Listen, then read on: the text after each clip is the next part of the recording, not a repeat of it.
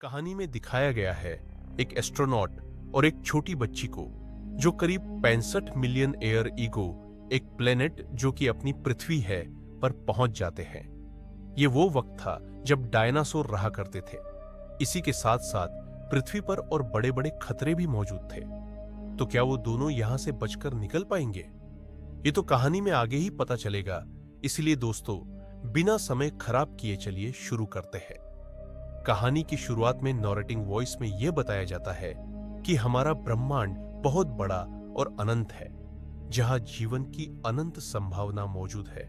और ऐसा ही एक प्लैनेट है सोमारिस, जहां पर इंसानों जैसा ही जीवन पनपा, मगर आज नहीं बल्कि आज से करीब 65 मिलियन साल पहले। मगर उस समय भी प्लैनेट सोमारिस के लोग इतने ज्यादा एडवांस हो चुके थे कि वह किसी और प्लैनेट या फिर किसी और यूनिवर्स में ट्रैवल कर सकते थे। जिसके बाद एंट्री होती है इस कहानी के लीड कैरेक्टर माइल्स की, जो अपनी वाइफ और अपनी बेटी नेवाइन के साथ एक बीच पर आया था।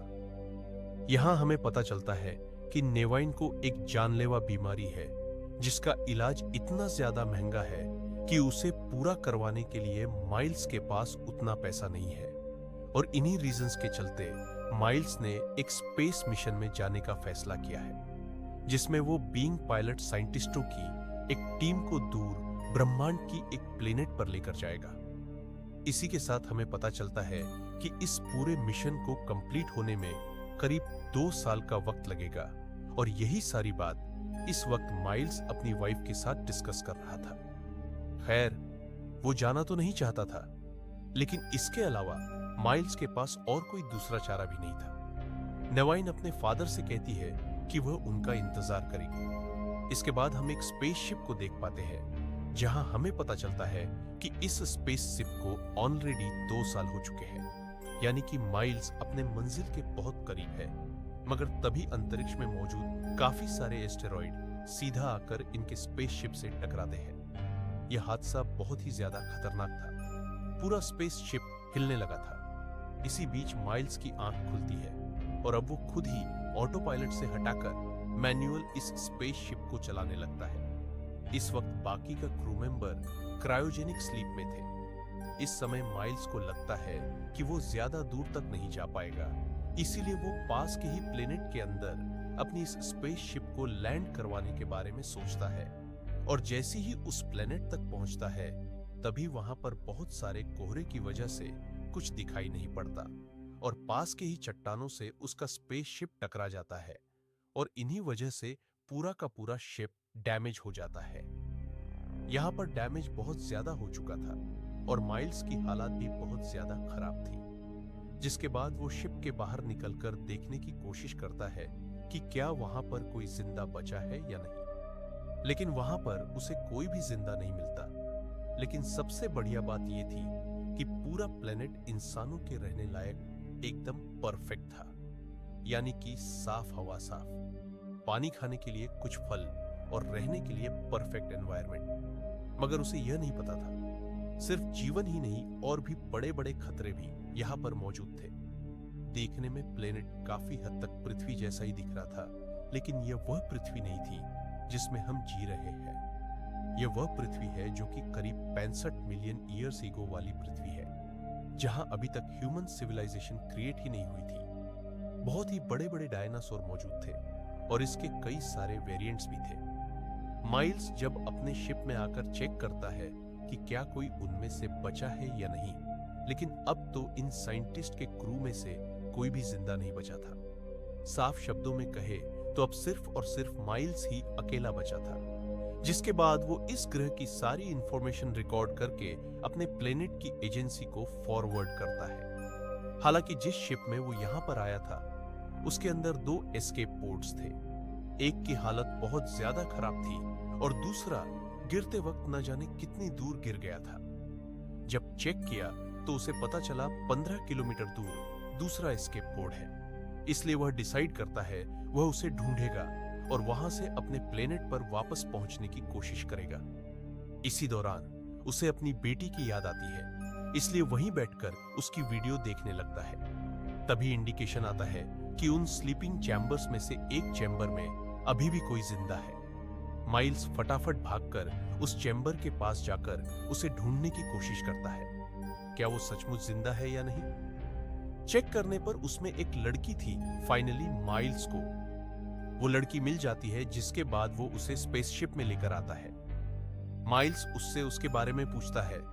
पहले वो कुछ नहीं बोलती, लेकिन कुछ देर बाद बोलती है तो उसकी लैंग्वेज समझ नहीं आती। माइल्स कुछ समझ नहीं पाता कि आखिर ये उससे क्या कहना चाहती है और कौन सी भाषा में बात कर रही है। हालांकि ये जिस भाषा में बात कर रही है, माइल्स ट्रांसलेटर की मदद से उसे समझ सकता था, लेकिन समस्या यह थी कि ट्रांसलेटर पूरी तरह से टूट चुका था, इसलिए वह उसकी बात नहीं समझ पाता।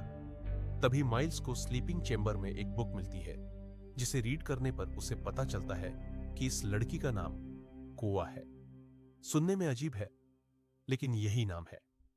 नेक्स्ट मॉर्निंग इस जगह को और ज्यादा बारीकी से जांचने से पता चला है कि यह बहुत ज्यादा पुराना वक्त है।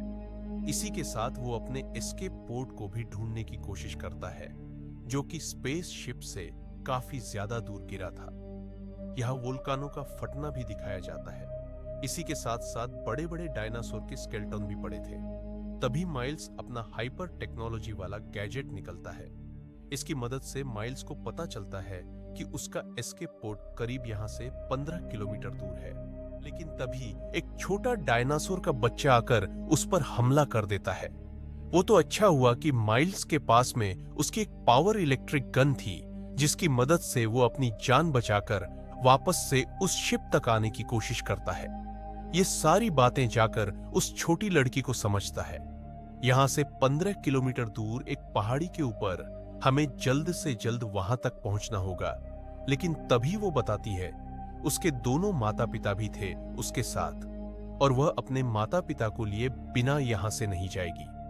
लेकिन माइल्स को ऑलरेडी बात मालूम थी कि उन चैम्बर में से अब एक भी नहीं बचा है, सब के सब खत्म हो चुके हैं। लेकिन वह मानने को तैयार नहीं थी, इसलिए उसे मनाने के लिए माइल्स को झूठ बोलना पड़ता है, और वो उससे कहता है कि उसके माता पिता भी ऑलरेडी पहाड़ी पर है, तो जितना जल्दी हो सके हमें यहां से निकालना होगा। जिसके बाद ये दोनों अपनी प्रिपरेशन करके उस जगह से बाहर निकल जाते हैं और पहाड़ी तक पहुंचने की कोशिश करते हैं। मगर जितना आसान ये रास्ता लग रहा था उतना था नहीं, क्योंकि 65 मिलियन ईयर्स ईगो सिर्फ चलने वाले डायनासोर ही नहीं, बल्कि उड़ने वाले डायनासोर भी मौजूद थे, जो किसी भी वक्त इनके ऊपर हवाई हमला कर सकते थे।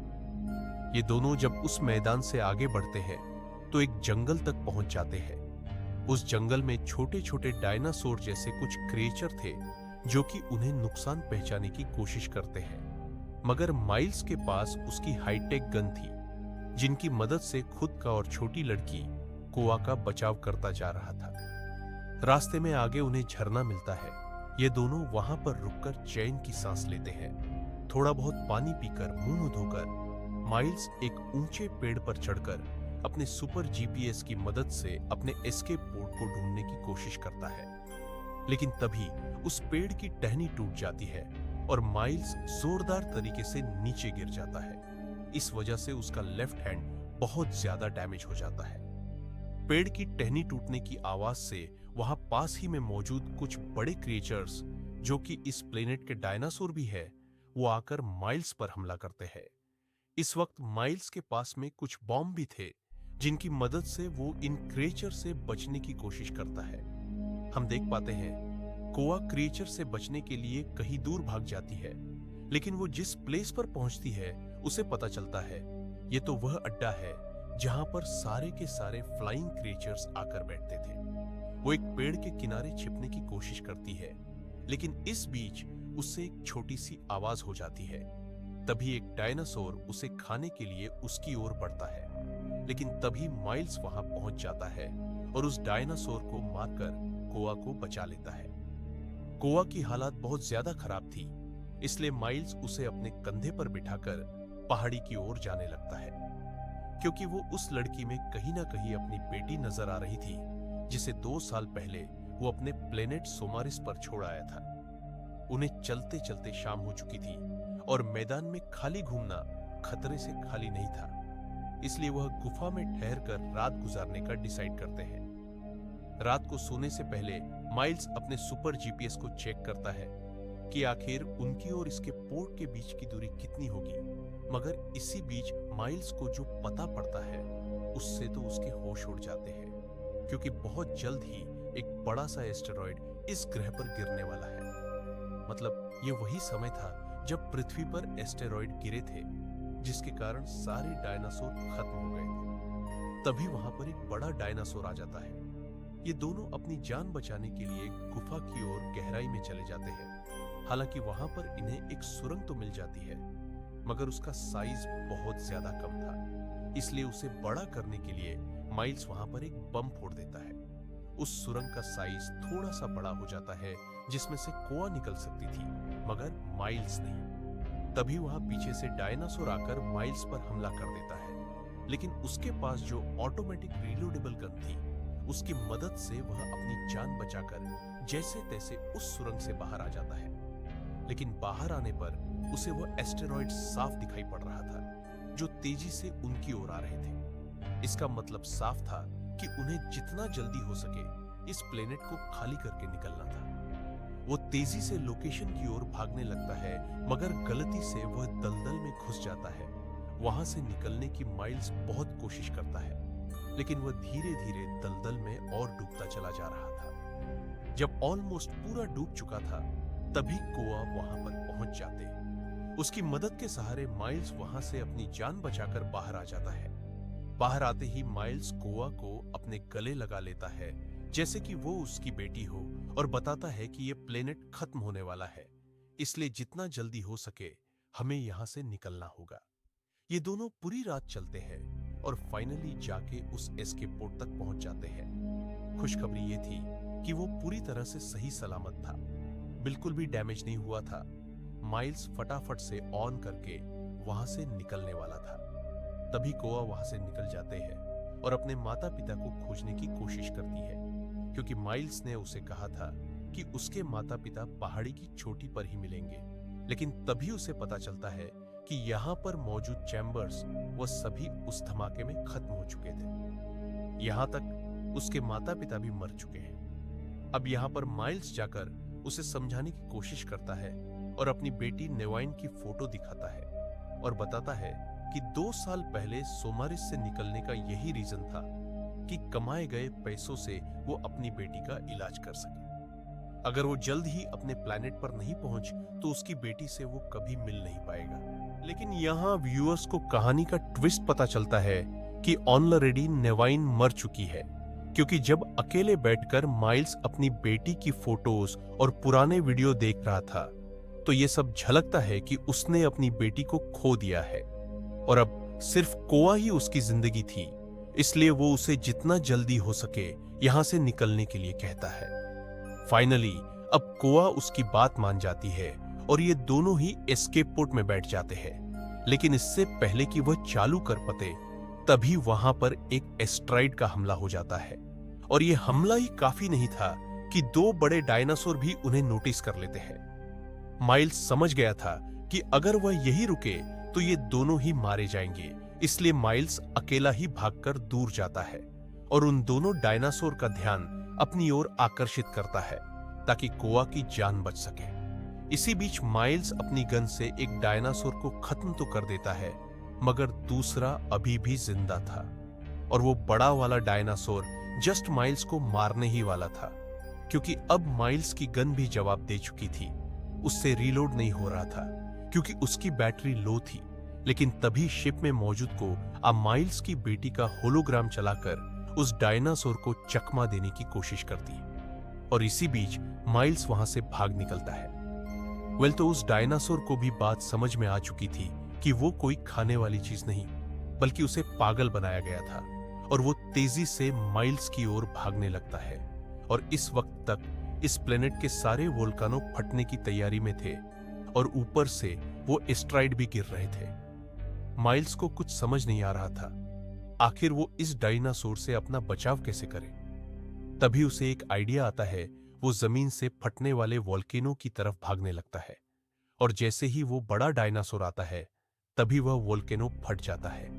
मगर इसकी चमड़ी इतनी मोटी थी कि लावा का उस पर कोई असर नहीं हुआ।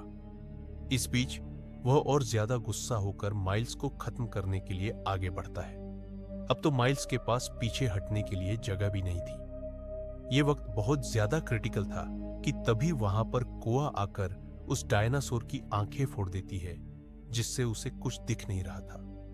इसलिए वो गलती से और ज्यादा बड़े वोल्केनो के ऊपर आ जाता है और तभी वो वोल्केनो धरती से फट पड़ता है, जिसमें से बहुत सारे एसिड और लावा निकलता है, जिसकी वजह से वो डायनासोर वहीं पर खत्म हो जाता है।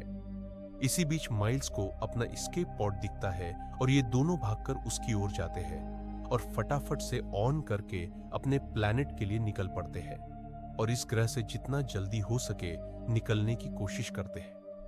इस बीच उनके ऊपर काफी सारे एस्टेरॉइड गिरने लगते हैं, लेकिन जैसे तैसे उनसे बचते बचाते वहां से निकल ही जाते हैं और इसी हैप्पी एंडिंग के साथ ये शानदार कहानी यहीं पर खत्म हो जाती है।